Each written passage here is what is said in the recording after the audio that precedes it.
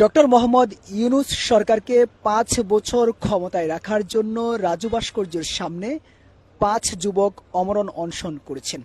সন্ধ্যা থেকে রাত ১০টা পর্যন্ত তারা এখানে অবস্থান নিলেও এই মুহূর্তে তাদের ৫ জনের কাউকে দেখা যাচ্ছে না এবং তাদের যে ব্যানার ছিল সে ব্যানারও কিন্তু দেখা যাচ্ছে না।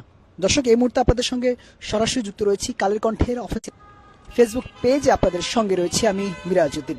যেমনটি দেখতে পাচ্ছেন যে পুরো টিএসসি যে এখানে তারা ডক্টর মোহাম্মদ ইউনূসকে ৫ বছর ক্ষমতায় রাখার জন্য তারা এখানে অমরণ অনশন করেছেন।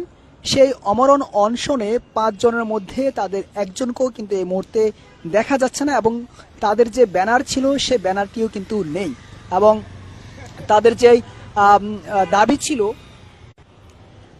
দাবি ছিল সেখানে তারা পাঁচটি দাবি কিন্তু তারা করেছেন। সেখানে অন্তর্বর্তীকালীন সরকারের প্রধান উপদেষ্টা ডক্টর মোহাম্মদ ইউনূসকে ৫ বছর ক্ষমতায় থাকতে হবে। এছাড়াও তারা বলেছেন যে গণহত্যাকারী যারা রয়েছেন তাদের দ্রুত বিচার করতে হবে এবং বিভিন্ন প্রশাসনের যারা ফ্যাসিস্ট যারা রয়েছেন তাদেরকে দ্রুত আইনের আওতায় নিয়ে আসতে হবে এবং প্রথমে স্থানীয় নির্বাচন এবং পরে সংসদ নির্বাচনের কিন্তু দাবি করেছেন। এছাড়াও তারা বলেছেন যে সংস্কার না হওয়া পর্যন্ত কোনো ধরনের নির্বাচন নেই। এমনটি কিন্তু এই ৫টি দাবি নিয়ে কিন্তু এই রাজু ভাস্কর্যের সামনেই তারা অমরণ অনশন করেছিলেন ৫ যুবক।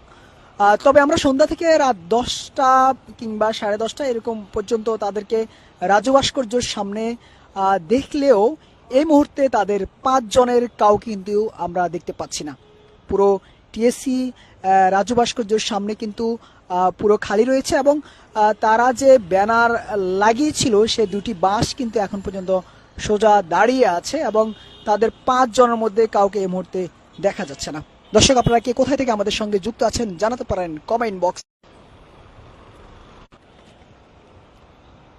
একটি কথা যদি বলে রাখি সেটি হচ্ছে যে ডক্টর মোহাম্মদ ইউনূস যে ৫ আগস্ট ফ্যাসিস্ট স্বৈরাচার হাসিনা সরকার ক্ষমতায় পালিয়ে যাওয়ার পর এরপরে কিন্তু অন্তর্বর্তীকালীন সরকারের প্রধান উপদেষ্টা ডক্টর মোহাম্মদ ইউনূস তিনি কিন্তু ক্ষমতায় প্রধান উপদেষ্টা হন। এরপরে কিন্তু আমরা দেখেছি যে দ্রুত নির্বাচনের দাবিতে কিন্তু বিএনপি সহ বিভিন্ন রাজনৈতিক দল কিন্তু নির্বাচন চেয়েছেন। বিশেষ করে বিএনপি কিন্তু তারা বলছেন যে দ্রুত সময়ের মধ্যে নির্বাচন দেওয়ার জন্য। অন্যদিকে অন্যান্য দল কিন্তু নির্বাচন কিছুটা পরে কিন্তু সংস্কার বিষয়টি কিন্তু সবসময় গুরুত্ব দিয়ে যাচ্ছেন এবং